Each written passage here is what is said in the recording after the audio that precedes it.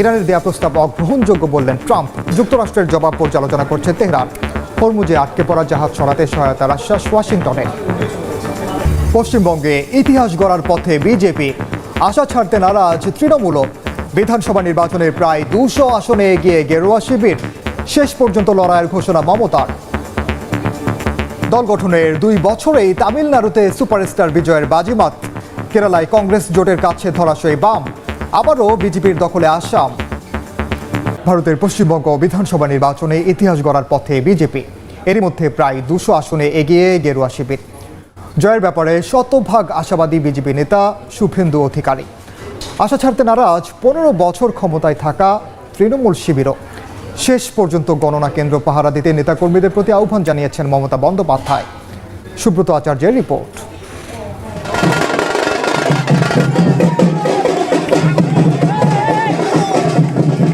ভারতের পশ্চিমবঙ্গে বিধানসভার ফল ঘোষণা শুরু হওয়ার পর থেকেই রাজ্যের রাজপথে উল্লাসে মাতেন বিজেপি সমর্থকেরা। গেরুয়া আবির আর স্লোগানে স্লোগানে মুখরিত হয়ে ওঠে চারপাশ। বাংলার রাজনীতিতে এক নতুন অধ্যায় শুরু করার আনন্দে মাতোয়ারা এখন বিজেপি। বাংলাদেশ লাগোয়া পশ্চিমবঙ্গে সরকার গঠনের জন্য প্রয়োজন 147 আসন। সেই ম্যাজিক ফিগার স্পর্শ করে প্রথমবার জয়ের পথে বিজেপি। জয়ের ব্যাপারে আত্মবিশ্বাসী বিরোধী দলীয় নেতা। সবাই শান্তি রাখুন, হলো পারস্পরিক সহমর্মিতা রাখুন। এখন ইনিশিয়াল ট্রেন অন্তত 50% কাউন্টিং হোক, জনতা জনার্দনের উপর ভরসা রাখুন। তো কোথাও কোনো সমস্যার মধ্যে, ঝামেলার মধ্যে, উত্তেজনা ইত্যাদির মধ্যে যান। 2016 সালে বিজেপি পশ্চিমবঙ্গে মাত্র আসন পেয়েছিল 3টি, আর 2021-এ সেই আসন সংখ্যা বেড়ে দাঁড়ায় 77-এ। আর 2026-এ বিজেপি প্রায় একক সংখ্যাগরিষ্ঠতারই পথে। তবে হাল ছাড়ছে না তৃণমূল কংগ্রেসও। শেষ পর্যন্ত গণনা কেন্দ্র পাহারা দিতে নেতাকর্মীদের প্রতি আহ্বান জানিয়েছেন মমতা। কাউন্টিং এজেন্টরা এবং প্রার্থী ক্যান্ডিডেটরা তারা ভোটিং এলাকা ছেড়ে আসবেন না, এটা বিজেপির প্ল্যান। প্রথম 2-3 রাউন্ডে আমি কালকে থেকেই বলছি যে ওদেরগুলো আগে দেখাবে, আমাদেরগুলো পরে দেখাবে। এবং অনেক জায়গায় 2-3 রাউন্ড কাউন্টিং করার পরে প্রায় 100টা জায়গায় কাউন্টিং বন্ধ করে রেখে দিয়েছে। এর আগে ভারতের পশ্চিমবঙ্গে বিধানসভার 2 দফা ভোট গ্রহণের পর সোমবার সকালে কড়া নিরাপত্তায় ভোট গণনা শুরু হয়। রাজ্যের 77টি কেন্দ্রে চলে পোস্টাল ব্যালট ও ইভিএমে ভোট গণনা। পশ্চিমবঙ্গ সহ ভারতের 4টি রাজ্য ও একটি কেন্দ্রশাসিত অঞ্চলেও চলছে ফল ঘোষণা। তামিলনাড়ুতে এগিয়ে আছে সুপারস্টার থালাপতি বিজয়ের টিভিকে। কেরালায় বাম দলকে হটিয়ে এগিয়ে রয়েছে কংগ্রেস জোট। অন্যদিকে আসাম ও পুদুচেরিতে বিজেপির জয় জয়কার। ইরানের দেওয়া 14 দফা প্রস্তাব অগ্রহণযোগ্য বলে জানিয়েছেন মার্কিন প্রেসিডেন্ট ডোনাল্ড ট্রাম্প। যদিও তেহরানের দাবি তাদের শান্তি পরিকল্পনার জবাব পাকিস্তানের মাধ্যমে পাঠিয়েছে যুক্তরাষ্ট্র। মার্কিন প্রশাসনের প্রস্তাব পর্যালোচনা করা হচ্ছে বলেও জানায় ইরান। এদিকে হরমুজ প্রণালীতে আটকে পড়া জাহাজগুলোকে নিরাপদে বের হতে যুক্তরাষ্ট্র সাহায্য করবে বলে জানিয়েছেন ট্রাম্প।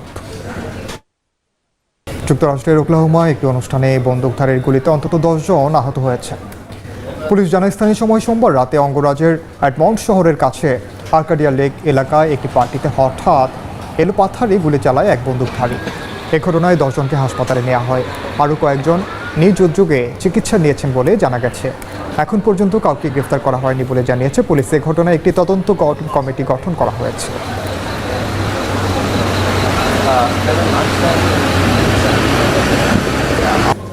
ইউক্রেনের বিভিন্ন শহরে রুশ ড্রোন ও ক্ষেপণাস্ত্র হামলায় অন্তত 10 জন নিহত হয়েছেন, আহত হয়েছেন 76 জন। ইউক্রেনের বিমান বাহিনী জানায় এক রাতেই 269টি ড্রোন ছোড়া হয়, যার মধ্যে বেশিরভাগই প্রতিহত করা হয়েছে বলে দাবি তাদের, যদিও ক্ষয়ক্ষতি এড়ানো যায়নি। এদিকে জেলেনস্কির সেনারা রাশিয়ায় 300-র বেশি হামলা চালিয়েছে বলে পাল্টা দাবি করেছে মস্কো। রুশ তেল স্থাপনায় একাধিক হামলার কথা জানিয়েছে কিয়েভও।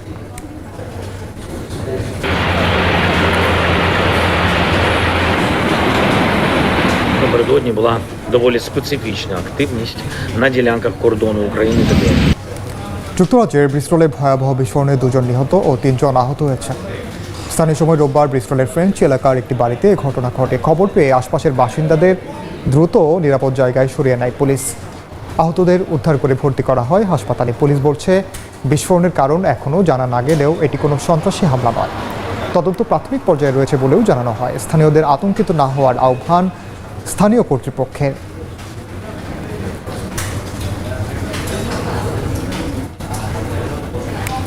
অস্ট্রেলিয়ার সিডনিতে নিজ পরিবারের সদস্যদের উপর হামলার অভিযোগে এক ব্যক্তিকে আটক করেছে পুলিশ। এই ঘটনায় আহত হয়েছেন একজন। সিডনির দক্ষিণ পশ্চিমাঞ্চলের একটি বাড়িতে এই ঘটনা ঘটে। পুলিশ জানায় রোববার ভোরে হামলার খবর পেয়ে ঘটনাস্থলে গিয়ে তারা 65 বছর বয়সী এক নারী ও 25 বছর বয়সী এক পুরুষকে মৃত অবস্থায় পান। গুরুতর আহত 64 বছর বয়সী আরেকজনকে হাসপাতালে নেওয়ার পর তারও মৃত্যু হয়।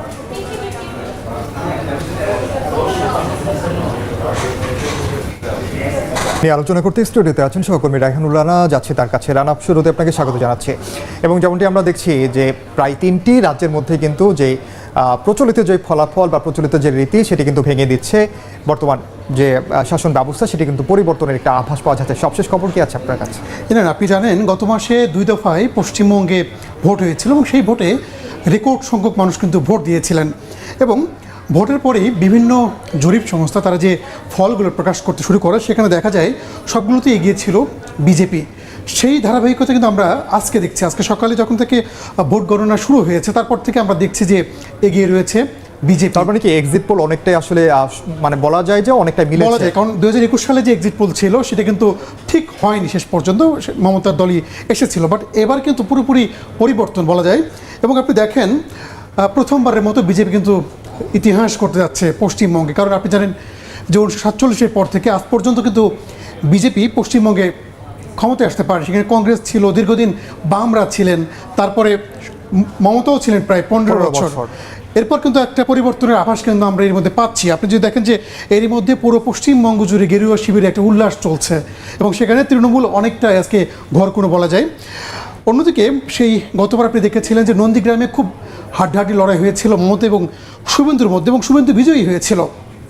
এবারও ঠিক একই রকম ভবানীপুরে মমতা এবং শুভেন্দুর মধ্যে কিন্তু হাড্ডাহাড্ডি লড়াই চলছে। সকাল থেকে দফায় দফায় আমরা দেখছি একবার মমতা এগিয়ে যাচ্ছে, আবার পরক্ষণেই শুভেন্দু এগিয়ে যাচ্ছে।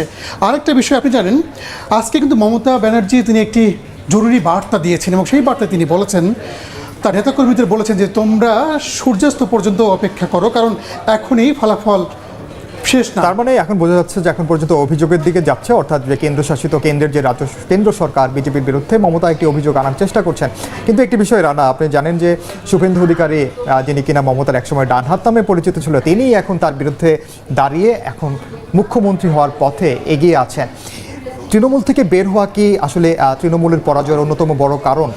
এটা অবশ্যই হতেই পারে, কারণ আপনি জানেন, আপনি যেমন বলছিলেন যে ডান হাত 2021-এও কিন্তু আমরা দেখেছিলাম যে উনি বের হয়ে যাওয়ার পর একের পর এক হুঙ্কার দিয়েছিল মমতার বিরুদ্ধে, যদিও সেই সময় তিনি সফল হননি। বাট এবার কিন্তু শুভেন্দু একদম কি বলবো যে যেভাবে প্রচারণা চালিয়েছিল পশ্চিমবঙ্গে তারই কিন্তু ফল পাচ্ছে। এটা তো নিঃসন্দেহে বলা যায় যে শুভেন্দুর যে অনুসারী ছিল তৃণমূলে, তারাও অনেকে আসলে বেরিয়ে বিজেপিতে যোগ দিয়েছিল।